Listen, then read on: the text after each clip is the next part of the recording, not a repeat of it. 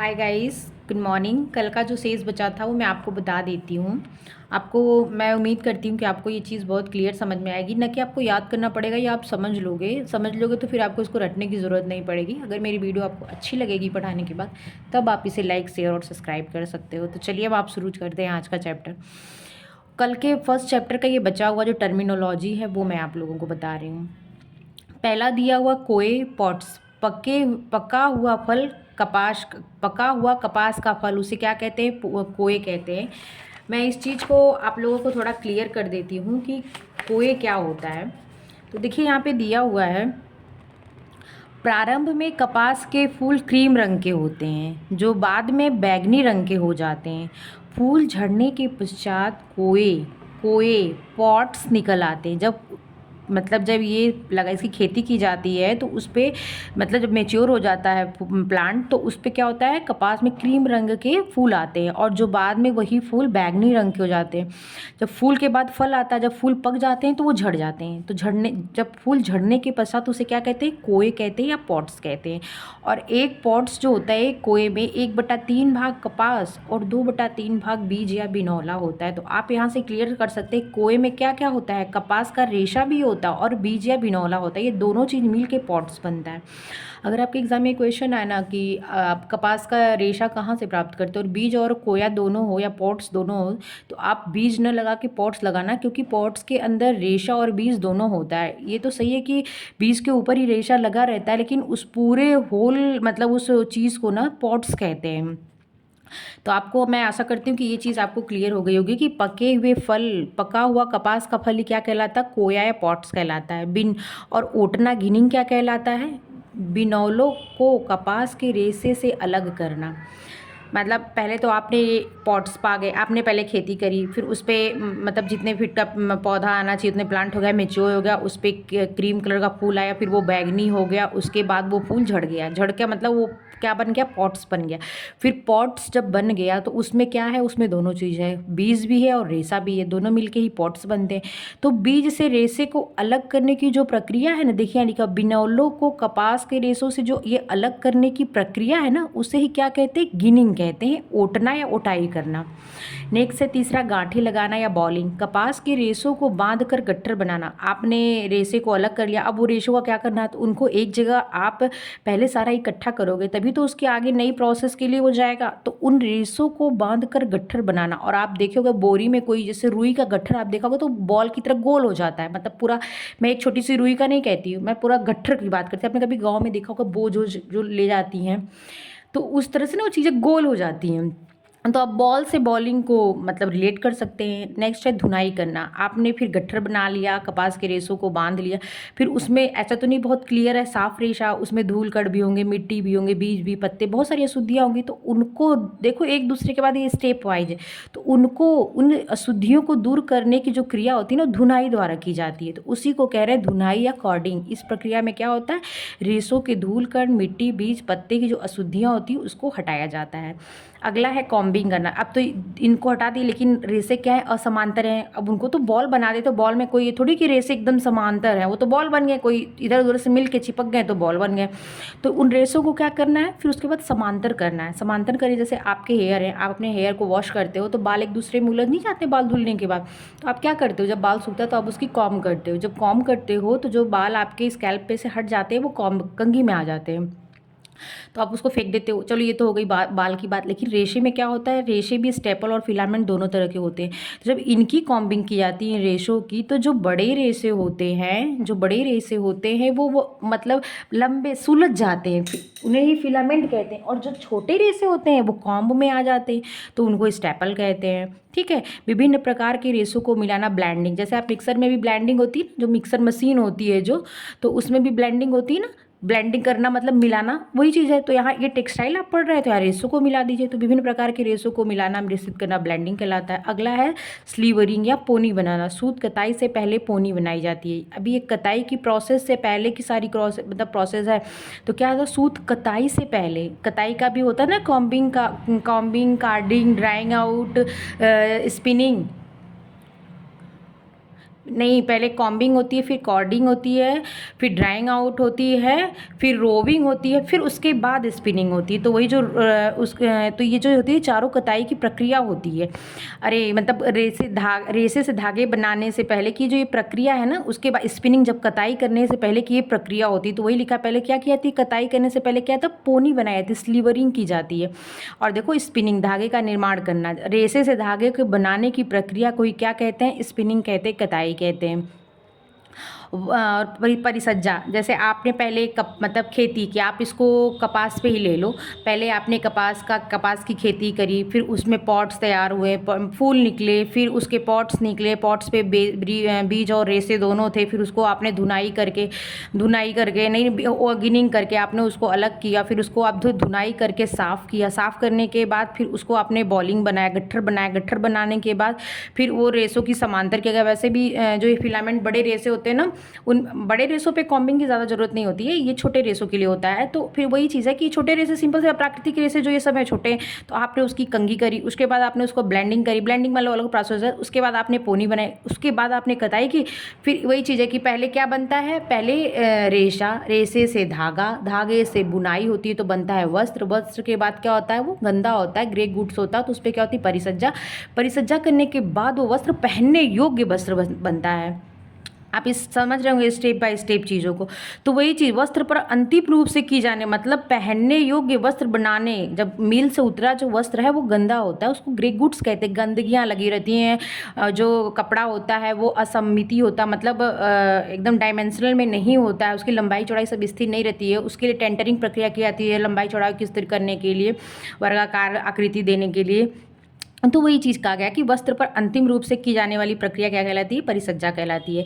भीगने पर वस्त्रों के छोटे होने की प्रकृति को कहते हैं, सिकुड़न कहते हैं, श्रिंकेज कहते हैं। आप जैसे किसी कॉटन का कपड़ा ले लीजिए, तो अगर आप उसको धुल देंगे ना, तो जितनी साइज़ का होगा उससे ज़रूर वो थोड़ा छोटा हो जाएगा। तो उसी चीज़ को कहते हैं कि भीगने पर वस्त्रों में जो एक प्राकृतिक रूप से जो सिकुड़न आ जाती है, परिसज्जा द्वारा नहीं, जो प्राकृतिक रूप से भीगने पे वस्त्रों में जो सिकुड़न आ जाती है उसको श्रिंकेज कहते हैं। वस्त्र पर सिलवटें नहीं पड़ना को क्या कहते हैं, सिलवट प्रतिरोधक का मतलब क्या होता है, जिस चीज़ को नकार दो, मतलब उस चीज़ को आप स्वीकार न करो, वही प्रतिरोध कहते हैं। तो वही चीज़ लिखा, वस्त्र पर सिलवट नहीं पड़ने देना, मतलब सिलवट प्रतिरोधकता हो गई। और प्रत्यास्थता किसे कहते हैं, इलास्टिसिटी। खींचने के उपरांत पूर्वाकृति वापस ग्रहण करने की क्षमता को ही क्या कहते हैं, इलास्टिसिटी कहते हैं। आप इसको इलास्टिक ले लो। जैसे किसी बच्चे की पैंट है, अगर आप ऐसे पैंट रखी है तो वो साइज़ उसकी मान लो जो है वो नॉर्मल साइज़ वही रहेगी, लेकिन जब आप बच्चे को पहनाने जाएंगे तो आप उसको से खींचते हैं, तब पैर में डालते हैं ना, तो जब आप उसको खींचते हैं फिर छोड़ दोगे तो वो अपनी साइज में आ जाती है। और अगर आप इलास्टिक ले लो, आप उसको तान कैसे छोड़ो, वो जिस आकृति का वो उसी आकृति में आके रुकेगा। तो वही कह रहे हैं, खींचने के उपरांत, आप इस चीज़ को ध्यान दें, यहाँ पे क्या शब्द है, खींचना। खींचने के उपरांत पूर्वाकृति, अपनी पहले की आकृति, पूर्वाकृति का मतलब पहले की आकृति, पहले का आकार वापस ग्रहण करने की क्षमता ही क्या कहलाती है, इलास्टिसिटी कहलाती है। और प्रतिस्पंदता किसे कहते हैं, रेजिलेंसी। रेशों के मूल रूप वापस ग्रहण करने की क्षमता, मतलब मूल रूप का मतलब क्या होता है, उसका आकार, मतलब आकार रूप जो है उसको वॉल्यूम, मतलब कोई जैसे स्वेटर है उसको आप ऐसे दबा दो फिर छोड़ दो तो जो अपना आकार पकड़ लेता है ना, अपना रूप, ऐसे स्वेटर को इधर उधर से तान दो, होता है ना, खींच दो, या ऐसे मोड़ मार के लपेट के रख दो दबा के, आप उसको छोड़ोगे तो वो फ्लपी होता, फट से वो अपने ही आकार में आके रुक जाएगा। तो उस चीज़ को क्या कहते हैं, प्रतिस्कंदता कहते हैं। अपघर्षण, अब्रेजन, रेशों या वस्त्रों की रगड़ एवं घर्षण सहने की क्षमता को क्या कहते हैं, अपघर्षण कहते हैं। घर्षण का मतलब होता है रगड़। तो ये आप टेक्सटाइल पढ़ रहे थे, इसको टेक्सटाइल रिलेट कर लो कि रेशों या वस्त्रों की रगड़ एवं घर्षण सहने की क्षमता को अब्रेशन या अपघर्षण कहते हैं। मुलायम करना, रेटिंग, तने से छाल अलग करने के लिए नमी, पानी या ओस से गलाना। ये रेटिंग प्रक्रिया किस रेशे पे होती है, आप मुझे ये कमेंट बॉक्स में बताओगे कि रेटिंग प्रक्रिया किस पे होती है। तो तने से छाल अलग करने के लिए इसमें मेन क्या होता है, नमी, चाहे वो पानी से हो या ओस से हो या गला करके। और इनसे जब रेसे गलते हैं तो वो क्या होते हैं, वो अलग हो जाते हैं गलने। तो यही प्रक्रिया क्या कहती है, रेटिंग। और आप हमें कमेंट बॉक्स में ये लिख के बताएंगे कि रेटिंग प्रक्रिया किस रेसे पे होती है। अगला पॉइंट है कताई। कताई या झड़ाई, देखिए ये कताई दूसरी है, आप यहाँ पढ़े थे स्पिनिंग वाली कताई, होता है ना कताई स्पिनिंग वाली, तो आप इसका इंग्लिश वर्जन देखना। यहाँ पे कौन सी कताई है, शेयरिंग एंड ब्रशिंग, ये भेड़ पे की जाती है। कताई एवं झड़ाई, भेड़ के शरीर पर से बाल उतारना, भेड़ मतलब भेड़ है उसी ऊन बनाया था तो उनके शरीर पर एक जब टाइम हो जाता है तो उसके बाद उस बालों को हटाया जाता है शरीर पे से, वो हटाने की प्रक्रिया, उसको साफ करने की प्रक्रिया क्या कहलाती है, शेयरिंग एंड ब्रशिंग कहलाती है। और सफाई करना स्कोरिंग, स्कोरिंग किस रेशे पे होता है, तो ये ऊनी रेशे पे होता है, ऊनी रेशों की सफाई करना ही स्कोरिंग कहलाती है। ऐसे भेड़ पे से शरीर पे से आप बाल उतारेंगे तो उसमें एक मोम वैक्स टाइप का पदार्थ होगा, क्योंकि एकदम साफ तो होगा नहीं भाई, भेड़ है। अगर आप ही अपने बाल को कुछ दिन धुलना छोड़ दीजिए, 10 दिन ही छोड़िए, देखिए आपके बाल में लगेगा बिना ऑयलिंग किए ही बाल में ऑयल कहीं से सिक्रीज हो रहा है, बाल ऑयली ऑयली लगने लगता है। तो वही चीज़, अब वो तो जानवर है, पता नहीं कहाँ बैठेंगे कहाँ नहीं बैठेंगे कैसे रहेंगे, तो उनके वो बाल ना गंदे उगरते हैं, उनके भी शरीर से वैक्स निकलते हैं, तेल सिक्रीट होते हैं, तो उनसे क्या होता है वो रेशों में धूल कड़ गंदगी मोम सब हो जाता है। तो उनकी सफाई करने को क्या कहते हैं, स्कोरिंग कहते हैं। ऊनी रेशों की सफाई, स्पेशली ऊनी रेशों की सफाई को क्या कहते हैं, स्कोरिंग कहते हैं। और खींच कर निकालना, ड्राइंग आउट, धागे को महीन एवं और भी बारीक करने के लिए खींच कर निकालना ही क्या कहलाती है, ये प्रक्रिया ड्राइंग आउट कहलाती है। नमदा, फेल्टिंग, नमी ताप एवं दाब द्वारा उन्हीं रेशों को आपस में उलझा कर जमाना नमदा कहलाता है। पहले जो देखते थे कंबल, एक कंबल आता थोड़ा चुभता था, लोग वैसे जमीन उमीन पे डाल देते हैं या तखत उखत रहती है तो उस पर डाल देते हैं, ब्लैक कलर का अक्सर होता है, वो ब्लैक भेड़ के बालों से तुरंत का बनाया था, वही जमा हुआ कंबल, कंबल जैसे फेल्ट दरी टाइप का होता है लेकिन चुभता है थोड़ा, तो उसको बुनाई उसकी नहीं की जाती, उसको जमाया जाता है। नमी कैसे कैसे, नमी थोड़ा मॉइस्चर और ताप और द प्रेशर दे के उसको क्या किया था, ऐसे आपके बाल होते हैं एक दूसरे में, देखिए कभी उलट जाते हैं और लटे पड़ जाती है बालों में, तो कितना मुश्किल होता है उसको सुलझाना। तो वही चीज़ है, वो उलझा करके उनको नमदा बनाया जाता है। और ये ऊनी मतलब फेल्टिंग किस पे होती है, ऊनी रेशों पे होती है। और खींचा ऊन क्या होता है, मृत भेड़ के शरीर से प्राप्त बाल, ये कई प्रकार के बाल होते हैं, इसे होगेट ऊल, मेमने का ऊल, वर्जिन ऊन, ऐसे बहुत सारे वर्ड हैं। तो इसमें पुल्ड ऊल दिया हुआ है। पुल्ड ऊल का मतलब क्या होता है, जो मृत भेड़, जैसे मेमने का ऊल, कम उम्र के बच्चे के बाल से जो ऊन खींचा जाता है, होगेट ऊन, इनकी क्वालिटी अच्छी होती है, मतलब ये अच्छी क्वालिटी के होते हैं। और ये जो खींचा ऊन पुल्ड ऊन होता है, ये इसकी क्वालिटी अच्छी नहीं होती, मृत भेड़ के शरीर से हटाया हुआ बाल होता है। रेशम के कीड़ों को पालने की प्रक्रिया, ये तो सबको पता होता है, सेरिकल्चर कहते हैं। रेशमी रेशों को बॉबिन पर लपेटना, समेटना या रीलिंग कहलाता है। रेशमी रेशों से गोंद हटाना, देखिए एक बात है, स्कोरिंग की प्रक्रिया उन्हीं रेशों पे होती है, और रेशमी रेशों से जो ये रेशमी जैसा होता है ना, जैसे अभी प्राकृतिक रेशे भाई, तो इनकी जो प्रकृति से चीज़ें हमें प्राप्त होती है, इसके कुछ प्राकृतिक गुण भी होते हैं जो उनको सेव करते हैं, उनको लॉन्ग टाइम तक उन चीज़ों मतलब उनको क्वालिटी दिए हुए हैं, गॉड ने दी हुई। तो वही रेशमी रेशों से गोंद हटाना, जो रेशम होता है उसमें भी उनके मुंह से निकलते हैं ना स्पिनिरेट के छिद्रों में से, तो वो फिर वही रेशा बनते जाते हैं, तो उनमें भी वो गोंद होता है, तो उसको हटाने की प्रक्रिया क्या कहलाती है, डीगमिंग कहलाती है।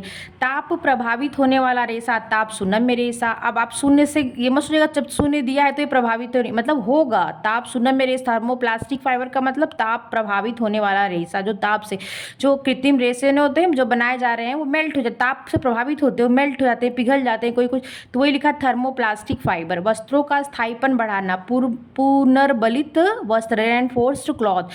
प्रति इंच कपड़ों में धागों की संख्या, वस्त्र गुणांक प्रति इंच, जैसे आप मान लीजिए यहाँ से यहाँ तक 1 इंच हो गया, पर ये वस्त्र है, ये पूरा वस्त्र है, और इन वस्त्र में यहाँ से यहाँ तक मान लीजिए 1 इंच, और इसमें कितने धागे हैं, मतलब बुनाई जब वस्त्र की हुई तो प्रति इंच में कितने धागे लगे हैं, इन्हीं की संख्या क्या कहलाती है, सूत संख्या, यार्न नंबर कहलाती है, वस्त्र गुणांक कहलाती है। प्रति इंच कपड़ों में धागों की संख्या क्या कहलाती है, वस्त्र गुणांक, फैब्रिक काउंट। और सूत संख्या क्या कहलाती है, यार्न नंबर।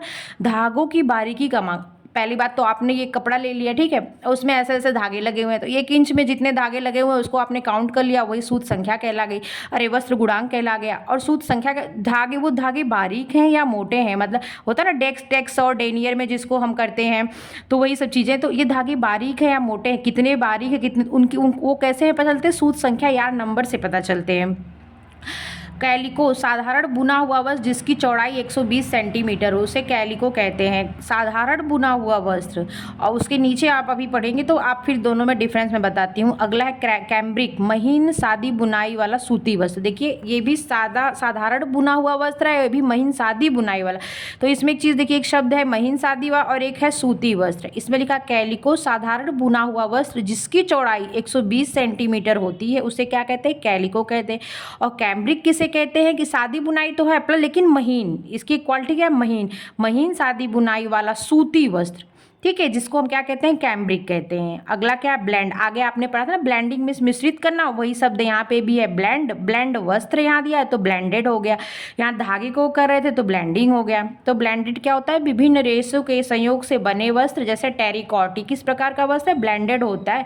टेरिकॉट होता है या टेरिलिन, जो भी कॉटन होता है। टेरी ऊल, टेरिलिन होता है, या ऊल मतलब ऊलेन होता है। टेरी रूबिया, ऐसे दो जो मिला के बनते हैं, जैसे आप प्रोटीन पढ़ते हैं ना, संयुक्त प्रोटीन, संयुग्मी प्रोटीन, वही चीज़ है। अस्थिर रंग, फगटिव कलर, जिसका रंग निकलता हो। अस्थिर का मतलब जो एक जगह रुक गया हो, अस्थिर का मतलब जो चलायमान हो, चंचल हो, तो वही चीज़ है। रंग निकलना मतलब निकल रहा हो, चल रहा। अस्थिर रंग का मतलब क्या होगा, जिसका रंग निकलता हो। क्रेप क्या होता है, बुनाई के द्वारा कपड़े की एक ही सतह पर सिलवटें डालना। आपने यहाँ आगे पढ़ा था सिकुड़ना और सलवटे डालना। तो सिकुड़ना का क्या होता है, सिकुड़ना भीगने पर वस्त्रों के छोटे होने की प्रकृति को सिकुड़ना कहते हैं, श्रिंकेज कहते हैं। और क्रेप किसे कहते हैं कि बुनाई के द्वारा, एक चीज़ ध्यान देना, बुनाई के द्वारा कपड़े की सतह पर सलवटे डाली जाती है तो उसे क्रेप कहते हैं। क्रेप बुनाई ही समझ लो, या जो भी क्रेप कहते हैं। डेनिम एक भारी सूती कपड़ा। देखिए डेनिम क्या होता है, एक सूती कपड़ा होता है जो भारी होता है, लेकिन इसमें क्वालिटी ताने और बाने की होती है। कपड़े में जो बाना होता है ना, वो क्या होता है, ट्विल बुनाई का होता है, और जो ताना होता है वो नीले रंग का होता है। जब ये दोनों आपस में सटते हैं तो ब्लू कलर का हमें एक कपड़ा पड़ा, जिसे हम जीन कहते हैं ना, जीन्स के कपड़े, वही चीज़ होता है। तो इसमें क्या खासियत होती है, जो ट्विल बुनाई का प्रयोग होता है, मतलब डेनिम के कपड़े में किस बुनाई का प्रयोग होता है, तो ट्विल बुनाई का प्रयोग होता है। और वो ट्विल बुनाई किस पे की जाती है, तो जो बाना होता है ना, बाने के लिए ट्विल बुनाई का प्रयोग किया जाता है। और नीले रंग के धागे का प्रयोग ताने के लिए किया जाता है। अगर क्वेश्चन थोड़ा गहराई में चला गया तो यहीं से अगर क्वेश्चन बन जाए तो हमारे गलत हो जाएंगे कि डेनिम के कपड़े में जो ताने के लिए प्रयोग किया जाने वाला धागा कौन सा होता है। तो देखिए नीले रंग के धागे को ताना मतलब ताना कहते हैं, उसका प्रयोग होता है। और जो बाना के लिए प्रयोग होता है वो ट्विल बुनाई का प्रयोग होता है। अगला है फलानेल। फलानेल क्या होता है, सूती, आपने यही पढ़ा था अभी, फेल्टिंग और फलानेल, कंफ्यूज मत होना, ये फलानेल कपड़ा होता है। इसमें सूती और ऊनी रेशों को संयोग मतलब जोड़ के बनाया जाता है।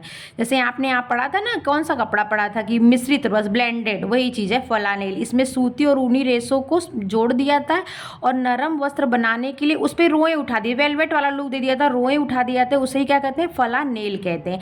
ढाका की मलमल, ढाका बांग्लादेश में निर्मित अत्यंत सूक्ष्म एवं बारीक वस्त्र है जिसकी प्रसिद्धि दूर दूर देशों तक व्याप्त है। ये आगे चैप्टर ही है, मैं आपको बहुत क्लियर बताऊंगी। उसमें क्या क्या क्वालिटी अलग अलग तरीके के होते हैं, एक को तिरछा कहते हैं और जामदानी कहते हैं, पन्ना हजारे, बहुत सारे फूल होते हैं, इसी में ही होते हैं आबे रबा, वफ्त हवा, ऐसे करके होता है। ढाका से निर्मित अलौकिक सुंदर एवं वैभवशालीनता से परिपूरित कलात्मक साड़ियाँ, इनमें सोने चांदी के तार जड़े होते हैं। उस ढाका का मलमल की ये खास मतलब ये विशेषता होती है कि उसमें सोने चांदी के तारों का, मलमल तो सूती कपड़ों को एक्चुअल में कहते हैं, लेकिन जैसे उसमें बहुत सारी चीज़ें, इसमें वैसे ब्रोकेट के जो कपड़े होते हैं उसमें सोने चांदी के तारों का ज़्यादा उपयोग किया था। चंदेरी साड़ियाँ, ये चंदेर ग्वालियर में निर्मित होती हैं। ग्वालियर में निर्मित सूक्ष्म एवं महीन साड़ियाँ होती है, इसमें पल्लू एवं बॉर्डर रेशमी धागे से बनाया जाता है।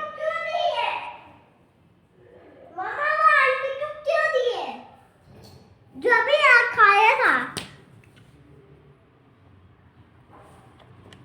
चंदेरी साड़ियाँ, चंदेरी ग्वालियर में निर्मित सूक्ष्म एवं महीन साड़ियाँ जिसमें पल्लू एवं बॉर्डर रेशमी धागे से बनाए थे। क्या बनाए थे, पल्लू और बॉर्डर को रेशमी धागे का प्रयोग करके बनाया जाता है। अब ब्रोकेट क्या होता है, देखिए स्पेशली इसमें सोने और चांदी के तारों का प्रयोग किया जाता है। हिमरस, कामखाब, आबे रबा, पाटथान, सोने चांदी के तारों, हिमरस मतलब हिम के समान, बर्फ के समान श्वेत, आबे रबा, बहता पानी, काम ख्वाब, ख्वाब से कम, मतलब सपनों से भी सुंदर, मतलब ऐसे शब्द यूज किए गए हैं। कपड़ों की तारीफ है ये। बनारसी साड़ियाँ बनारस उत्तर प्रदेश में निर्मित सुंदरता एवं वैभव शालीनता के लिए प्रसिद्ध है। रेशमी साड़ियाँ जिस पर सोने चांदी के तारों से बॉर्डर, पल्लू, पूरी साड़ी नमूने बनाते थे। देख लीजिए शादियों में, अभी तो ये तो कभी ट्रेंड से हटा ही नहीं है। बनारसी साड़ियाँ लोगों को शादी में मतलब दी जाती थी, ससुराल की तरफ से भी आती है, बहुत मायके की तरफ से देते हैं। तो पता नहीं हमारे पास इतनी बनारसी साड़ियाँ हैं। ऐसे हर साड़ी काउंट नहीं करते, लेकिन बनारसी साड़ी को काउंट करते हैं। हमारे पास 2 बनारसी है, हमारे पास 3 बनारसी, क्योंकि वो एक्सपेंसिव है, महंगी है। हाँ, वो अच्छी है, उसको वैभव का प्रतीक मानते हैं। इसलिए क्या है, बनारसी साड़ियाँ मतलब वैभवशीलता के प्रसिद्ध मतलब प्रतीक मानी जाती है। पीताम्बर, पीत पीला अंबर जिसका पीताम्बर, तो सिंपल सी बात है। सोने का कैसा होता है, सोने चांदी के तारों से जड़ा हुआ रेशमी वस्त्र अलौकिकता सुंदरता के लिए प्रसिद्ध होता है, पीताम्बर कहते हैं। कलमदार, कलम के साथ, दार मीन्स मतलब साथ, और कलम के साथ, जिस पे कलम से कढ़ाई या नमूने बनाए जाते हैं वो कलमदार हो गया। कलम से रंगे नए नमूने वाला वस्त्र कलमदार। बांधनी, जो बांध के बनाई जाती है, वो आपको पता ही है, बांधनी बांध के बनाई जाती है। राजस्थान में जो आप चुन्नी के कपड़े पहनते हैं, राजस्थान पे हमारे साइड भी बोलते हैं चुनरी प्रिंट कपड़े चाहिए, तो जो ऐसे उस पर स्क्वायर टाइप का बना रहता है, बीच में हल्का व्हाइट सा रहता है, ऐसे बना रहता है ना, ऐसे करके ऐसे छोटा सा बना रहता है, ये व्हाइट व्हाइट रहता है, ये किसे, तो इसमें कोई भी चीज़, मटर हो गया या सरसों, कुछ भी रख के ऐसे बांध देते हैं, और जैसे वो कपड़े में डिप रंग में डिप करते हैं, तो यहाँ पे कलर चढ़ गया ये, लेकिन ये बीच में नहीं चढ़ा, तो उतरने के बाद तो चुंदरी प्रिंट हो जाता है। तो वही बांधनी इसीलिए कहा गया, राजस्थान में निर्मित वहाँ की ये ट्रेडिशनल कढ़ाई है, इसलिए इसको राजस्थान में निर्मित सुंदर डिजाइनों से युक्त चटकीले रंगों से निर्मित वस्त्र, जिसे विशेष विधि से बांध कर, विशेष विधि तो है ही भाई, बहुत जो वो बहुत एक्सपर्ट होगा वही कर सकता है। आप अगर कपड़े लाओगे ना, तो पूरे कपड़े छोटे से दिखते हैं और पूरे कपड़े पे धागे बंधे रहते हैं। जब उसका ये क्वालिटी होती है कि आप उसको लाने के बाद उसको पानी में डिप करोगे और कस के झाड़ दोगे ना, तो सारे वो जो धागे बंधे हैं वो खुल जाते हैं। तो वो भी एक विशेष बांधने का एक तरीका है, वो सबके बस का नहीं है। कितने छोटे छोटे ऐसे पूरा बांध के एम्ब्रॉयडरी करना या मतलब उसको कलर देना, ये सब बहुत बड़ी चीज़ है। पटोला, गुजरात में निर्मित वस्त्र चटकीले भड़कीले रंगों से उत्पन्न होते हुए इन्हें विवाहिता के लिए शुभ माना जाता है, जिसे पटोला कहते हैं। ये गुजरात का पटोला होता है। फुलवारी, रफ्फू टाकों के प्रयोग से निर्मित, कौन से टाकों का प्रयोग किया था फुलवारी में? रफ्फू टाके का उपयोग किया था। कौन सा टाका उपयोग किया था? रफ्फू टाका उपयोग किया था। किसमें किया था? फुलवारी में। फुलवारी में रफ्फू टाके के प्रयोग से निर्मित विभिन्न डिजाइनों से युक्त वस्त्र, जिसके मध्य में अभ्रक या कांच का, ये चमकता है, कांच शीशा, कपड़े में जो शीशा लगा कहते हैं मिरर वर्क चाहिए, वही चीज़, अभ्रक या कांच का टुकड़ा काज टाके से लगा होता है। देखिए इसकी क्वालिटी है फुलवारी में। किस टाके का प्रयोग होता है? तो रफ्फू टाके का प्रयोग होता है। और वो जो अभ्रक या कांच का टुकड़ा लगाया जाता है वो कांच टाके से लगाया जाता है। किसमें इस चीज़ों का प्रयोग किया था? तो फुलवारी में प्रयोग किया जाता है। कांथा, बंगाल का काथा होता है। ये बंगाल का काथा क्या है? अगर आ जाइए, वस्त्र है, कोई कपड़ा है, कोई बताइए, काथा क्या? कढ़ाई है, बंगाल की विशेष कढ़ाई है। देख लीजिए, कांथा क्या है? बंगाल की विशेष कढ़ाई है। पुराने वस्त्रों के एक पर एक तह करके व्यवस्थित ढंग से उपयोगी वस्तु तैयार करना, या रनिंग टाके को ही कच्चा टाका भी कहते हैं। रनिंग टाके से सिलावट की जाती है। वो कांथे में किस टाके का प्रयोग किया जाता है? तो रनिंग टाके या कच्चे टाके का प्रयोग किया जाता है। आप इसको कह सकते हैं, गाँव में जब बच्चे पैदा होते हैं तो उनके लिए फलिया बनाई जाती है, या बिस्तर कह सकते हैं, कथरी भी कहते हैं बहुत लोग, तो वो बनाई जाती है। तो उसमें क्या होता है, पुराने जो घर के कपड़े होते हैं कॉटन के, मतलब मुलायम, जो स्किन को प्रॉब्लम ना दे, उसको एक पे एक रख के और ऐसे ऐसे ऐसे ऐसे सुई को एक बार नीचे एक बार ऊपर ऐसे ले जाते हैं, और उसे क्या करते हैं? रनिंग टाका, तभी तो करते हैं दौड़ने वाला टाका, मतलब एक बार नीचे एक बार ऊपर, एक बार नीचे एक बार ऊपर ऐसे सुई जाती है, तो उससे वो मतलब निर्मित होता है, बनाया जाता है। तो इसलिए इसको कहते हैं, बंगाल का ये स्पेशली बंगाल में ये बनाया था। तो वहाँ पे बंगाल में उसकी क्वालिटी होती, सुंदर सुंदर तरीके, उस पर कितनी कहानियाँ, फूल पत्ती, मतलब वो चीज़ झलकती। हम तो ऐसे ही बना देते, लेकिन वो उनके हाथों में इतनी सफाई होती है, इतनी क्वालिटी से। हम आपको कुछ इसमें इमेज भी डाल देंगे इस वीडियो में, आप देख लीजिएगा। तो वो बहुत तरीके से चीज़ें बनाते हैं। मैं सारी चीज़ों की ना एक एक इमेज भी डाल दूँगी आपको, फिर बाद में वो चीज़ें बहुत क्लियर हो जाएंगी। कसीदाकारी, पश्मीना, कसीदाकारी क्या होती है? ये कश्मीर की कढ़ाई है। पश्मीना शाल तो वहाँ का एक वस्त्र कह सकते हैं, लेकिन ये कसीदाकारी कढ़ाई है। किस पे होती? देखो दिया है, पश्मीना शॉल पे। कसीदाकारी कश्मीरी कढ़ाई का सुंदर नमूना है, ठीक है। ये पश्मीना शाल कढ़ाई नहीं है, ये वस्त्र है, लेकिन कसीदाकारी पश्मीना शाल पे की जाती है या किसी भी कपड़े पे की जाती है। कश्मीरी कढ़ाई का सुंदर नमूना। चिकनकारी, आपको पता है चिकन की कुर्तियाँ तो बहुत ही फेमस है। लखनऊ उत्तर प्रदेश में विशेष रूप से तैयार की जाने वाली कढ़ाई या कढ़ाई वस्त्र के उल्टी तरफ से की जाती है। चंबा कढ़ाई हाथ से की जाने वाली विभिन्न प्रकार की कढ़ाई है। चंबा कढ़ाई स्पेशली हिमाचल प्रदेश में होता है। स्पेशली हिमाचल प्रदेश में ये होता है, हाथ से की जाने वाली विभिन्न प्रकार की कढ़ाई है। इसमें क्या होता है कि जैसे रुमाल बनती है, वहाँ पे स्पेशली ना रुमाल बनती है, उस पे पूरी कथाओं का वर्णन कर दिया जाता है। एम्ब्रॉयडरी के द्वारा उस पे पूरी कथाओं को बना दिया जाता है, इसलिए चंबा कढ़ाई कहते हैं। मणिपुर की होगी हाथ से की जाने वाली विभिन्न प्रकार की कढ़ाई। कुटाई को कहते हैं ना, ज़्यादा बदमाशी करोगे तो कुटाई हो जाएगी तुम्हारी, मतलब पीटना, तो उसी को कहते हैं। गोल धागों को चपटा करने की प्रक्रिया सतह को कूटना कुटाई कहलाती है। वस्त्र निर्माण प्रक्रिया में चौड़ाई में हुई असमानता दूर करना टेंटरिंग। देखिए ये परिसज्जा होती है जो लास्ट में सब की जाती है। कपड़ा ना मतलब जब मिल से उतरता है तो वो उसका आकार सीमित नहीं रहता है, निश्चित नहीं रहता, कोई इधर से तन गया तो उधर से छोटा हो गया, पतला हो गया। तुम कपड़ों को चौड़ाई देते हैं। वस्त्र निर्माण प्रक्रिया में चौड़ाई, देखिए लंबाई नहीं, चौड़ाई में असमानता दूर के, चौड़ाई में हुई असमानता को दूर की जाती है। क्वेश्चन मान लीजिए गया कि यही क्वेश्चन आ गया और बस ऐसे आ गया, वस्त्र निर्माण की प्रक्रिया में लंबाई में हुई असमानता को दूर की जाती है, चौड़ाई में हुई असमानता को दूर की जाती है, गोलाई में हुई असमानता। पढ़ा तो सबने है लेकिन कंफ्यूज है कि चौड़ाई था कि लंबाई था, तो चौड़ाई में हुई असमानता को दूर किया जाता है। साइजिंग, वस्त्र के सतही दोषों को सीजिंग भी कहते हैं, वस्त्र के सतही दोषों को छिपाना। से कपड़ा बन के आता है, कहीं फट गया या कहीं, तो कभी कभी आप देखते हैं कपड़ा लेते तो ध्यान मतलब नज़र हट जाती है, वो भ्रम पैदा करते हैं, पता ही नहीं चलता कि यहाँ कपड़ा फटा होगा, ऐसी एम्ब्रॉयडरी कर देते हैं, ऐसे कलर में कि वो चीज़ें दिखती ही नहीं है। तो इसमें साइजिंग कहते हैं वस्त्र के सतही दोषों को छिपाने के लिए साइजिंग की प्रक्रिया की जाती है। मर्सराइजिंग, वस्त्र की सतह को चिकने, स्पेशली किस कपड़े पे होता है, सूती वस्त्र के कपड़े पे ये होता है। और मर्सराइजिंग किस वस्त्र की सतह को चिकना करने की प्रक्रिया। कैलेंडरिंग भी वही होती है लेकिन ये व्यापारिक रूप से या बड़े स्तर पर जैसे प्रेस किया जाता कपड़े मैंने चमक लाने के लिए किया थी कैलेंडरिंग। वस्त्र को अंतिम रूप से चिकना करना कैलेंडरिंग प्रक्रिया है। गाइस वीडियो लंबी हो जाएगी इसलिए मैं थोड़ा सा बचा इसको मैं कल बताऊंगी, और आप लोग इतना पहले अच्छे से समझ लेना, और इसमें जो नहीं समझ में आएगा आप कमेंट बॉक्स में डाल देना, मैं उसको फिर से बता दूंगी। और ये जो इतना बचा है 2 पेज है, मैं इसको आपको ना कल बताऊंगी, एक्सप्लेन कर दूंगी, आपको समझ में आ जाएगा। और अगर आपको समझ में आया तो बच्चे प्लीज़ हमारे चैनल को लाइक शेयर और सब्सक्राइब करना। और मैं आप लोगों को ना इसमें जो इसके इमेज है ना वो भी मैं आप लोगों को इसमें डाल दूंगी कि अब वीडियो आपको क्लियर हो जाएगी। आपको कोई कोचिंग ट्यूशन ये नहीं कि हमें कोचिंग में नहीं पढ़ा, अगर आपको समझ में ज़रूर आएगा, आप देखना आपको ज़रूर समझ में आएगा। मैं बहुत पढ़ के मतलब बता रही हूँ, अगर आपको समझ में आए तो प्लीज़ हमारा मनोबल बढ़ाने के लिए हमारे चैनल को लाइक शेयर सब्सक्राइब करिएगा। Thank you.